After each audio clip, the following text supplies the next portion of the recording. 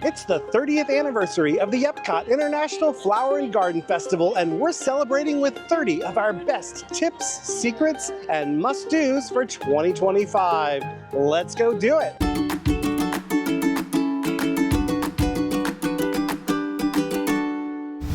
Hi-ho everybody, this is Rob with Ear Scouts coming to you from opening weekend of the 2025 Epcot International Flower and Garden Festival. The sun is already blazing hot, and that actually brings me to my very first tip. We're going to jump right into it. This is something you're going to want to do before you even leave the house to come to Orlando, and that is to be prepared. Here in Orlando, you probably already know it's going to be hot. It's probably going to be rainy, so you're going to need your sun protection and your weather protection. But what you might not be thinking about that is specific to flower and garden season, allergens are out of control. During flower and garden season, Orlando isn't just the theme park capital of the world, it's also the allergy capital of the world. There are flowers blooming not just in Epcot, but all across Florida. So just make sure that you're prepared, along with your sunscreen and your reusable water bottle. Pack your allergy medicines of choice so you don't spend your whole Disney vacation sniffling, sneezing, and blowing your nose. There's definitely nothing magical about allergies. Number 2 is a must-do, and this is pretty much the biggest must-do of the festival. You've got to make time to enjoy the beautiful topiaries and floral displays that you're going to find from the front entrance all the way to the back of World Showcase. You're going to see some of your favorite Disney characters brought to life as amazing living statues that actually change as the festival goes on. So how they look in this video is a little bit different probably than how they're going to look when you get here, because the flowers are going to continue to bloom, the plants are going to keep growing, and it's just so cool to be able to experience the evolution of these displays and just take in the artistry that's involved in making them. They are really phenomenal. If you're a big fan of these topiaries, we got something later in this video that's special for the 30th anniversary. Disney's given us a little peek behind the curtain at how these topiaries are made, so you're going to want to stick around for that. But right now it's time to head down the road to tip number 3. Our first food stop is going to be here in World Discovery, home of Guardians of the Galaxy Cosmic Rewind and Test Track. Unfortunately, as you may know already, Test Track is down for a massive refurbishment. It's being completely reimagined, and it's going to reopen later this year. But right in front of Test Track, you're going to find one of our favorite festival food booths, Brunchcot. As you may have guessed from the name, they have a lot of brunchy favorites like avocado toast. But before we talk about the food though, I want to share with you a tip. This is tip number 3, and it is to plan out what you want to eat before you get here. Now, that might sound like overkill, but trust me, there is so much food at this festival. I'm here for the 5th day straight, and I just finally finished eating every single thing there is to eat here. There's no way you can try it all in one day. So before you get here, you're definitely going to want to plan out what are those must-try food items that you're most excited about? Which booths do you definitely want to hit? In this video, we're going to share with you some of our favorites, but if you want to see every single food item reviewed, you can find that over on our website at earscouts.com/flower. Best of all, it's mobile friendly, so it'll be really easy for you to reference these on your phone while you're here at the park. Just tap on the booth you're interested in, and it's going to jump you right down to those reviews. There's even a handy button to jump you right back up to the top of the menu. This booth had one of our absolute favorite items from the festival. They are deep fried cinnamon roll bites, topped with bacon and cream cheese frosting. That is pretty much one of the most decadent things you're going to find here at the festival, and they were delicious. This is a returning item that's always really good, but this year, I don't know, I think we maybe just caught it right when it was coming out of the fryer, and they were amazing. So that is number 4, a must-do. You gotta try those amazing cinnamon roll bites. But while you're over here, you might want to get started on must-do number 5, and that is to check out the Garden Graze. At all of these different festivals, there's kind of a food scavenger hunt. Certain booths will have specially marked food items that are part of the Garden Graze. There are 10 of them this year. Whenever you try one of those food items, you can get a stamp in your festival passport. And once you get all 5 stamps, you can take it over to Pineapple Promenade and get a special treat that we're going to be trying out a little bit later in this video. Even if you're not doing the garden graze though, you definitely want to pick up one of these passports because it's got all the information you're going to need about the festival, including locations of the different topiaries and gardens and the menus for all the different festival food booths. I love doing the garden graze because there are always a ton of delicious food items to try, and this year is no exception. Plus, it's just fun to go around World Showcase and get your passport stamps as you try all that delicious food. Of course, we can't come into World Discovery and not talk about Guardians of the Galaxy Cosmic Rewind. Even though this isn't technically part of the Flower and Garden Festival, I would imagine you're going to want to make rides part of your Epcot day while you're enjoying the festival. And that brings me to tip number 6, which is Guardians of the Galaxy is no longer using a virtual queue. There is now a regular old standby line, and the waits have been, as you might expect, pretty long, although not as long as I think a lot of folks were fearing. Right now it's the middle of the day, it's a 75-minute wait. Yes, that's a long wait, but it's not terrible. But our tip is if you want the shortest wait possible, you're probably going to want to do this first thing, especially if you have early entry. Guests who are staying at these qualifying resort hotels have access to the early entry benefit. You can get into Epcot 30 minutes before everyone else, and that has been the shortest wait for Guardians. Right before the virtual queue ended, we did a video where I guessed that it was going to have a really long wait once the park opened because everybody was going to be in line from early entry. And yes, there's definitely been a line first thing, but it hasn't been as bad as I was anticipating. So even if you don't have early entry, it might be a good idea to check the app, see what this wait time is looking like. And if it's less than an hour, it's probably worth jumping in this line first. Another time you might want to consider would be right at the end of the night, just before the park closes. Now, there may still be a decent sized line. The wait time will usually be a little bit inflated at that point because they don't want a whole bunch of people flooding in right before the park closes. And the reason for that is they're going to let you stay in that line as long as it takes to ride the ride, even after the park is closed. Now, there are a couple of caveats to that. Number one, you're not going to get to see the fireworks show over at World Showcase Lagoon. And number two, there is a chance that the ride could go down. And if Guardians goes down after the park closes, unfortunately, they're not going to bring it back online usually for everyone to ride. So you do run a risk if you get in at the end of the night that you might not be able to ride it. But if you'd rather not bother with long lines at all, that brings me to tip number 7, which is you might want to strongly consider using Lightning Lane while you're here at Epcot. I think Lightning Lane is definitely worth it if you want to get all these rides done that you're most excited about and still enjoy the festival. You will, however, want to learn how to use the system. It's not super straightforward. You do have to book everything, and you can start booking some of those rides in advance. We've got a whole bunch of videos that will help you with Lightning Lane, and we'll link those in the description down below.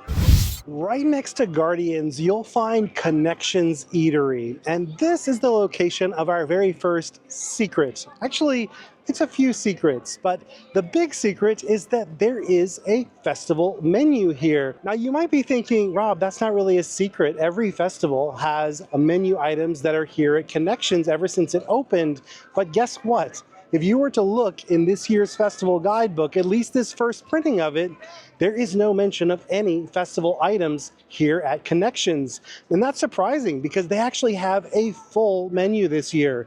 There are 2 dessert items, 1 meal item, and a specialty cocktail. The other secret that you might not know is that you can actually order these festival food items using mobile order in the My Disney Experience app. This is the only festival location where you're going to be able to use mobile order, meaning you can skip that long line and go straight up to pick up your food once the app tells you that it's ready. And I have yet another secret to share about getting these festival food items here at Connections, and that is that you could actually use a Disney dining plan quick service credit to try that hot honey chicken sandwich. It's probably not the best value on its own, but if you wanted to add that festival cocktail, it would actually end up being a pretty good deal to use a quick service dining credit here.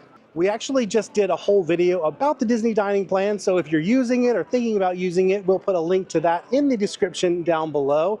It's pretty unique though, because this is the only festival food location where you can use a quick service meal credit. Now, you can use those snack credits all over the place, but if you got a bunch of those quick service meals and you want to use one of them up and try a festival treat, this is the place to do it.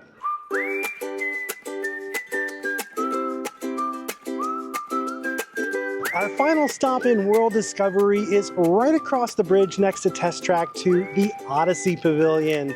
This is where you're going to find our next must-do food item. This booth is all about celebrating the delicious flavors of Florida citrus, and it's one of the only spots where you can find air-conditioned seating and tables. That is a luxury at this festival. Our favorite item on the menu, though, is the baked brie. It's got an orange lemon marmalade over a really delicious, flaky, buttery crust, and inside is so much ooey gooey brie cheese. As if that wasn't enough, you've also got some spiced Marcona almonds adding some crunch, and the blueberries pair beautifully with everything. If you're a cheese lover, this one is absolutely a must try. Put this at the top or near the top of your list.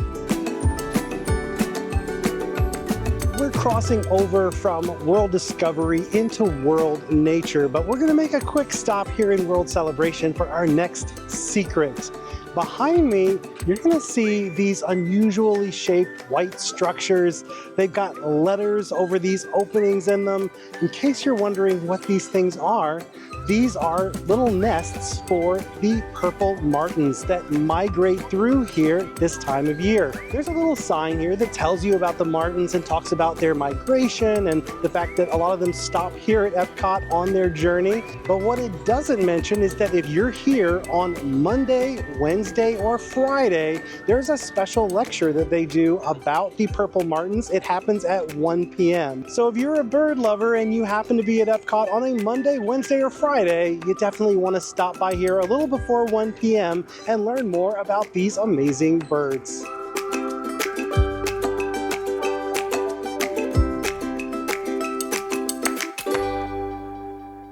Our next stop is Communicore Hall, and this is definitely a must-do if you're a fan of the amazing work of the Disney horticulture team. They're the ones who bring these topiaries and gardens to life every year, not to mention all the amazing plants and displays that you'll see all year round, season after season. To celebrate the 30th anniversary of the festival, they created some special displays that teach you about how they create these topiaries and the other features that you'll find here, like those flower towers. I thought it was really interesting, and I definitely enjoyed stopping off in there and learning more about how this festival comes together. While you're in there, you'll also find another gorgeous topiary, some really cool paper flowers, an orchid garden, and Farmer's Feast, which is one of the food booths that has a rotating menu that changes depending on the season. One of the items on their menu is actually a pretty good value if you're using the Disney dining plan. That's because a lot of the different festival food items can be purchased with a snack credit, and the ones that are upwards of $8 or more make a really good value for a snack credit. So you should consider using your snack credits here at the festival to try some delicious treats. Our next stop is a must-do when you're here for the Flower and Garden Festival. It is the Land Pavilion, and inside you'll find one of my favorite Epcot rides, Living with the Land.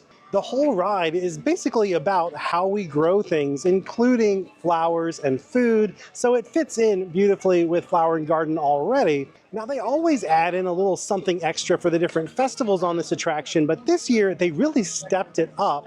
This year, the displays are themed to some of your favorite Disney movies like Moana and Tangled. Let's take a quick break and enjoy a relaxing ride on number 13, our must-do, Living with the Land.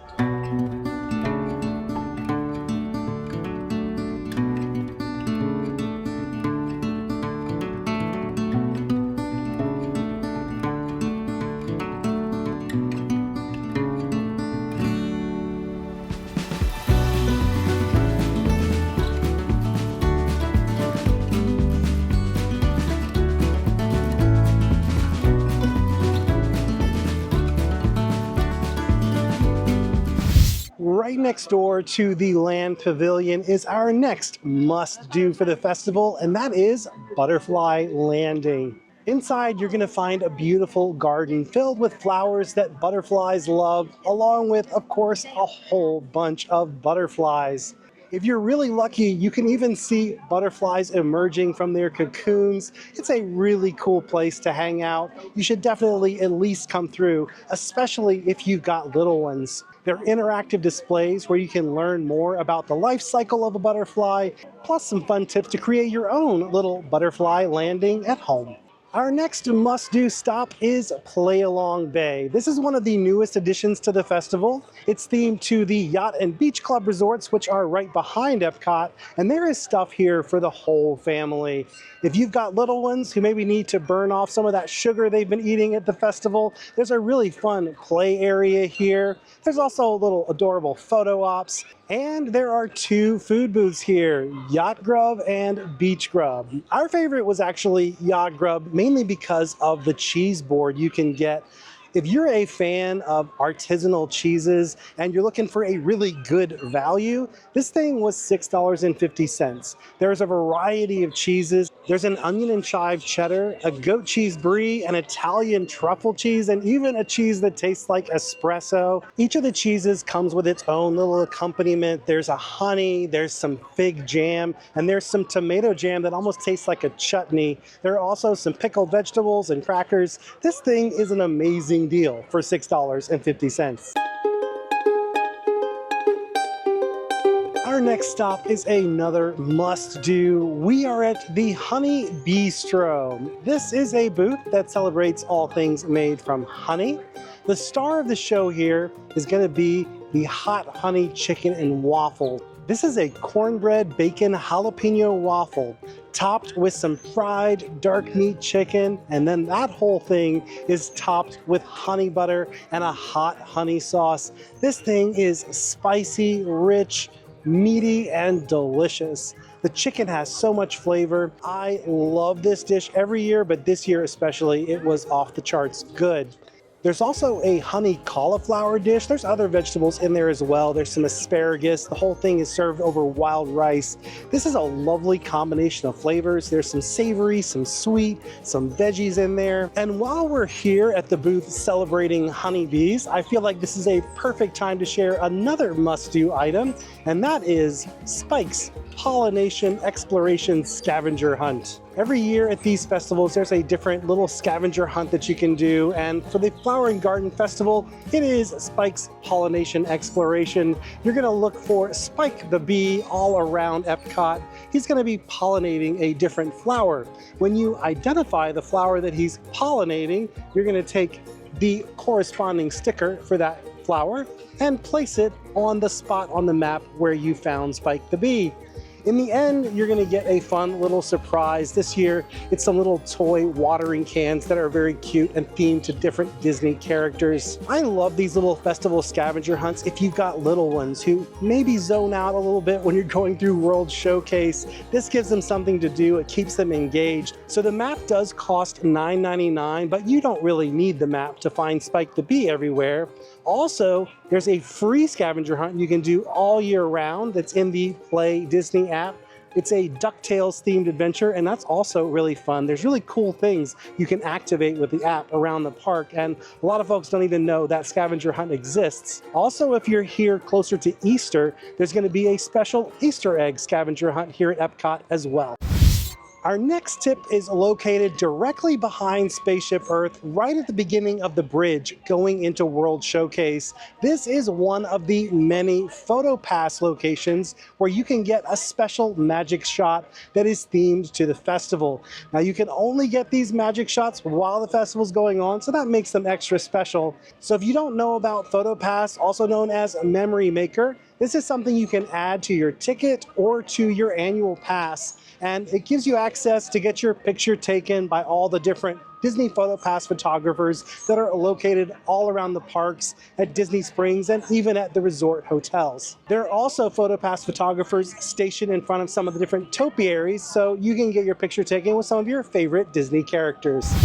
Number 19 is a big secret, and that is that there is some free food you can get while you're here at Epcot if you're here on a Wednesday through a Sunday.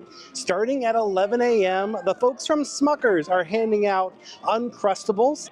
They have strawberry, grape, and raspberry, but if you want the raspberry, you probably got to get here early. They'll start at 11 and they'll keep handing them out until they run out. So you do want to do this earlier in the day if you want to take advantage of it. It's here on the bridge on your way into World Showcase, right across from the Scentsy Blossoms of Fragrance Garden. Before we get into World Showcase, I want to talk about these booths that are right here at the entrance of World Showcase. One of those is Pineapple Promenade. As I mentioned before, this is where you're going to redeem your Garden Graze passport once you get all of your stamps. So since I have all of my stamps already, I figured we'd go ahead and check out the redemption treat. The first part of the treat is something they've been doing for the last few festivals. They give you a little packet of wildflower seeds, and I love this. It's just so perfect for flower and garden, for you to be able to take some seeds home and grow your own little flower garden. The other treat that you get is a plant-based Dole Whip mix. So there's Dole Whip pineapple, which is always plant-based, and then there is a plant-based Dole Whip vanilla. Now, normally when you get the vanilla in Magic Kingdom, for example, that one is not plant-based, it's got dairy. So this is a unique version, and I was actually really surprised. It's really good. It's got a nice rich flavor. I can tell it's not quite as creamy as the regular dairy version, but I love this mixed with the Dole Whip because for me, I'm not a huge fan of traditional pineapple Dole Whip. I find the flavor to be a little bit harsh. So this vanilla is really kind of balancing it out. I really enjoyed everything on the Garden Graze this year. There really wasn't anything I would say that you should skip. So whatever sounds good to you on that menu, there's 10 options. You only need to pick 5. I'd say pick the 5 that most appeal to you. If I were going to pick the one that I would say is the weakest link, it's probably the parfait over at Refreshment Outpost. I just didn't love the Dole Whip flavor there. I think it was a mango. It had a little bit of an artificial flavor to it, but it was still good. It just wasn't quite as good as the others. Our next booth that I wanted to talk about up here at the front of World Showcase is another must-do, specifically for one item. This is Trowel and Trellis, and they have the chocolate terrarium. If you are a chocoholic, if you're looking for the ultimate chocolate treat at this festival, you have just found it. The mousse itself is so rich and decadent. It's definitely made with a good quality chocolate, but then there are these chunks of, I think it's dark chocolate in there, and then they top the whole thing with a little bit of matcha that's really just kind of decorative to make it look like a terrarium. There's an edible flower in there. But really, this thing is all about the chocolate, and there's so much of it. It's really a very filling dessert as well. You could definitely share this one. So if you're a chocoholic, put Trowel and Trellis on your must-do list.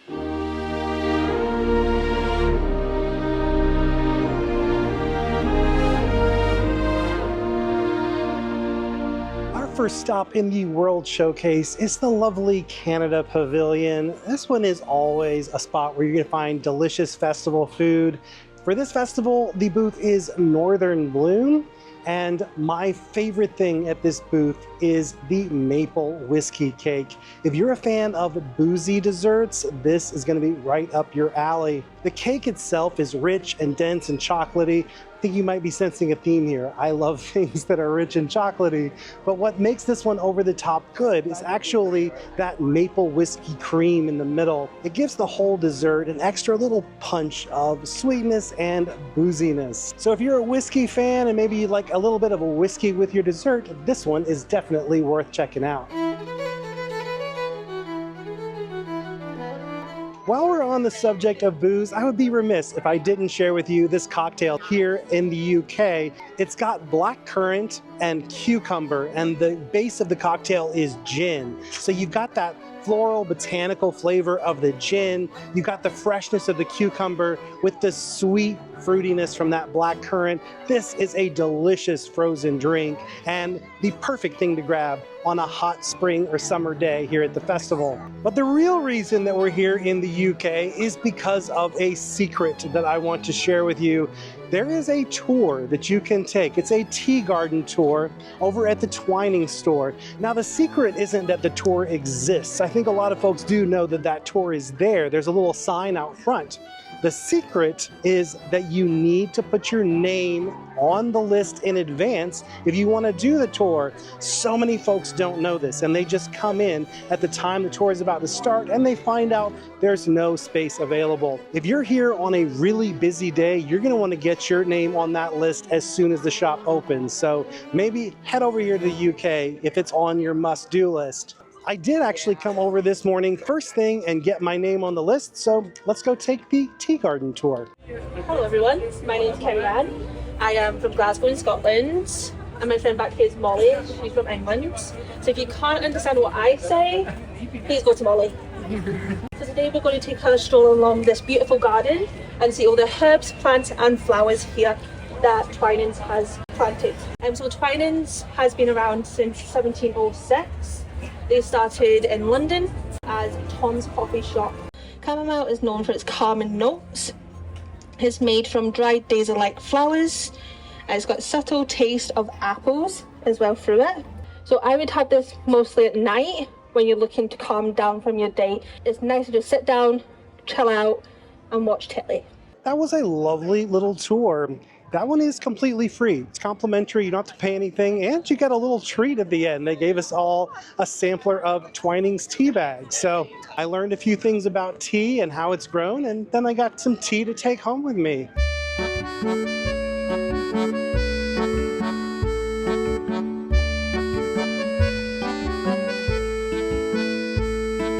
We are now heading from the United Kingdom into France, and France is my next must-do for this festival. In fact, the food booth here in France was my favorite food booth of all of the festival food booths this year.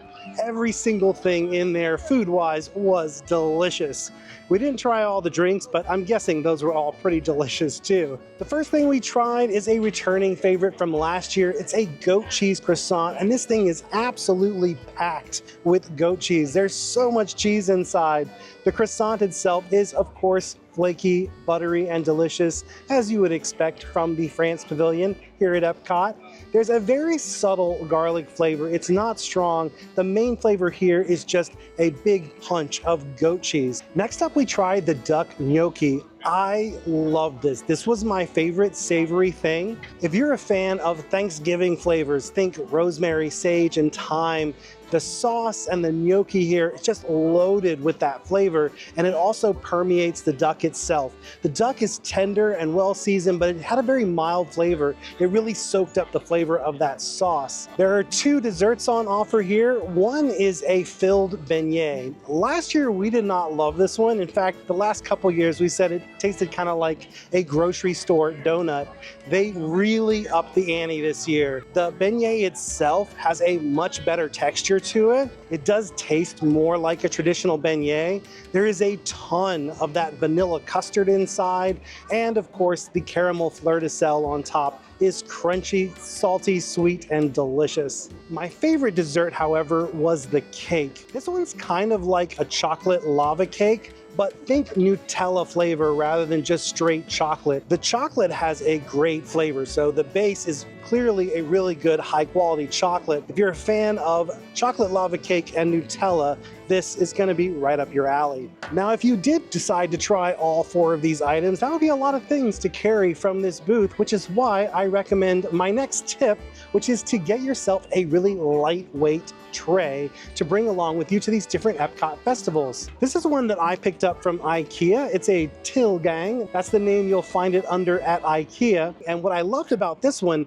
it fits perfectly inside the laptop sleeve of my backpack. So if you've got one of those backpacks with a laptop sleeve, this is a really easy, lightweight thing to throw in there, and it's going to be a lifesaver when you're carrying lots of food from the festival booth to your table or top of your trash can. Between France and Morocco, you will find La Isla Fresca, and this is our next must-do. The food here represents the flavors of the islands of the Caribbean, and There is one dessert here that I think is probably the best dessert at this whole festival. I realize we've been talking a lot about desserts, but there's also a really good savory item as well. Let's start with that. The Jamaican jerk chicken was perfectly seasoned. It was spicy on the outside and it was nice and salty and smoky all the way through. So you could tell this chicken had been maybe marinated in something and then slow cooked. It just had a wonderful flavor. This was also a really filling dish. It was served on a base of rice, and then there were some sweet plantains with cinnamon butter on top. That is every bit as delicious as it sounds. This is a great combination of smoky, spicy, sweet, and salty, and we loved it. Now let's talk about that dessert. My pick for the best dessert of this festival, mainly because it's just a really unique flavor. There are a lot of good desserts here, but this was one that you're just not going to find anything like it, well, at least outside of the islands of the Caribbean. It's a coconut chocolate flancocho, which means it's going to be flan on top, and then it's a chocolate cake on the bottom. But ironically, the flavor that makes it so great isn't even in the title. It's the passion fruit that's in the glaze they put over top of everything. So the flan is a coconut flan. It's got a very subtle coconut flavor. It's not strong. You can barely taste it. The chocolate cake base is dense and rich and chocolatey, but then they cover the whole thing with a passion fruit glaze that is just divine. It really is a combination of flavors that's very unique, and that's what I love about these festivals, is finding something that's both delicious and something I wouldn't be able to get anywhere else. Our next stop is the Japan Pavilion. We're here at one of my favorite little secret spots that for some reason a lot of folks don't know about. I talk about it in a lot of my videos, but apparently it's still a pretty well kept secret. And that is this really amazing seating area that's kind of behind the Pagoda Temple and the Koi Pond.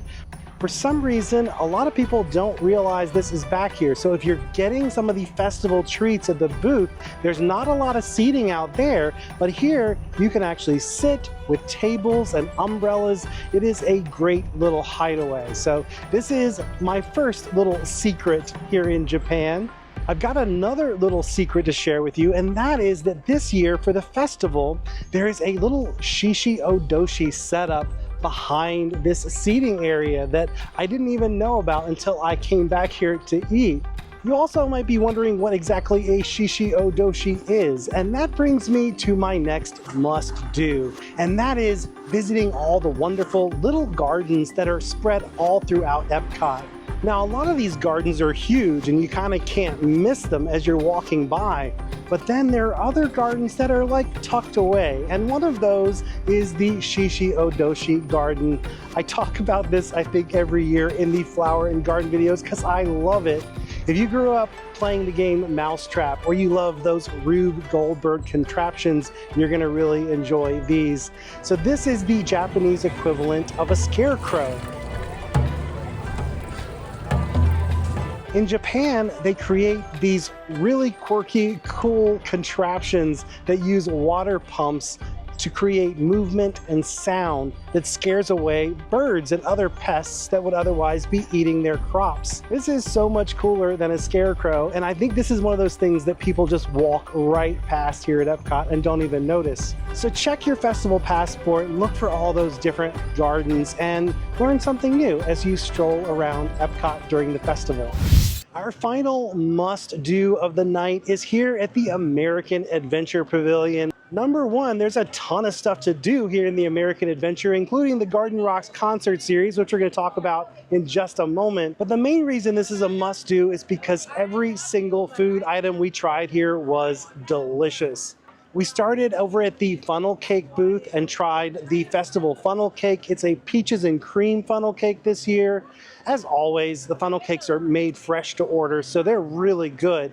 But as you can imagine, peach goes perfectly with ice cream, and ice cream goes perfectly with funnel cake. So this is a pretty classic combination, but it's really well executed and delicious. At the main festival food booth here at American Adventure Magnolia Terrace, you're gonna find flavors from New Orleans, which is appropriate since there's a topiary of Tiana right out front. Every single thing we tried here was delicious. I even like the oysters, and if you watch this channel a lot, you know I'm not a big fan of seafood.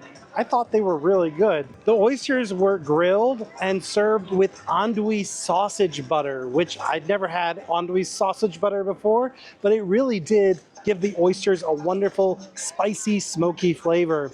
We also tried the gumbo. This thing is massive. It is a huge amount of food. You could easily get this as a meal. It had so much flavor. I mean, there were just tons of spices. This would be the perfect thing to split if you were looking for something larger for more than one person. And speaking of things that were big enough to split, the muffaletta sandwich was also enormous and another great one to share. In addition to the meat and cheese, the main thing you were tasting there was the olives. There's also a ton of bread, but thankfully it was really soft and delicious. You could tell it had been freshly baked. Probably the most talked about thing at this booth though was the bread pudding. I heard so many people talk about how much they enjoyed it. For us, this wasn't quite as good as it's been in years past. It was a little on the dry side. I think it might have just been when we got one that had been sitting for a while. Now we've been telling you about so much of the food here, but we have only scratched the surface. Again, don't forget to head over to earscouts.com/flower and you'll see all the different food reviews. But if you want to set yourself a budget and also make it easy for you to pay at all these different booths, you might want to consider these handy dandy little gift cards that come on a bracelet. They sell these at the different festivals. This is the one for Flower and Garden. There's a minimum spend of $15, meaning you got to put at least 15 bucks on here, but it's no additional charge beyond that. And it's a cute little keepsake. I like that it's just handy. You can put it on your wrist, makes it really easy to pay and go, especially when you got your hands full of food and drinks and everything else.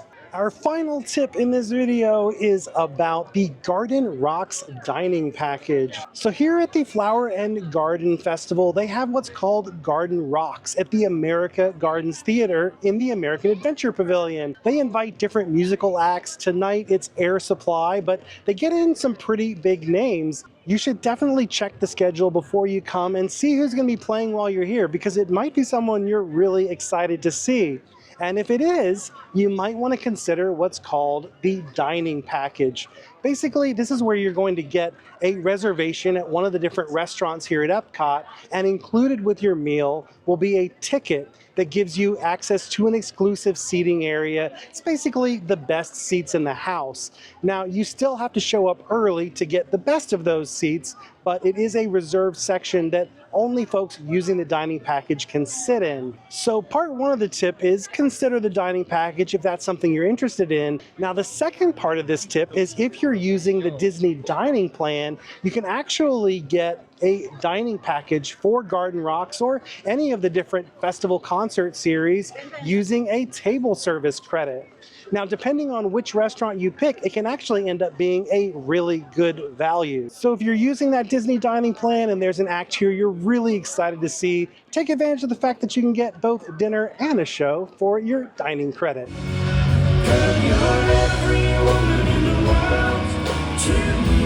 We are wrapping up just in time. They're about to start Luminous, the fireworks show. But before we go, I have a few honorable mentions I want to share with you. One of them is here in Germany at the festival food booth Barn Market. The reason this one didn't make the cut is just because we rave about it every single year. It's that ham and cheese stuffed pretzel bun, and it is decadent and delicious. Also over at Refreshment Outpost, if you're a plant-based eater and you're looking for an impossible dish, something made with impossible meat, the Jamaican meat patty there is very good. This is a very filling meal. It's got a lot of impossible meat inside and it's really beautifully seasoned. It's got a little bit of a kick to it though, so if you're not a fan of spicy things, you might not enjoy that one as much. And finally, I want to give an honorable mention to China. I think that the China booth this year is the most improved. Normally, their dumplings and fried wonton kind of things are a little bit forgettable. They're not all that amazing. This year, they really stepped up their game, especially the fried wontons. They were just filled with that delicious cream cheese filling. They didn't have much of an imitation crab flavor. It was mainly the cream cheese, but that was fine with me because that's my favorite part of those cream cheese wontons. You could tell that these were freshly made and not an off-the-shelf thing that they just got frozen and deep fried. Well, that's it for this year's Flower and Garden Festival. I want to thank you all so much for watching. I hope you found this one helpful. Before we go, I want to give a huge thank you to our Patreon family. Thank you so much for supporting what we do here at Ear Scouts and making videos like this possible. If you'd like to join them and get access to exclusive bonus content, head on over to patreon.com/earscouts. And of course, I want to thank all of you. Thanks for watching. If you enjoyed this video, help us out by giving it a like, subscribing to our channel, and then ringing that bell. That way you'll be notified whenever new videos like this come out. Until next time, don't forget to think happy thoughts, everybody. We'll see you again real soon.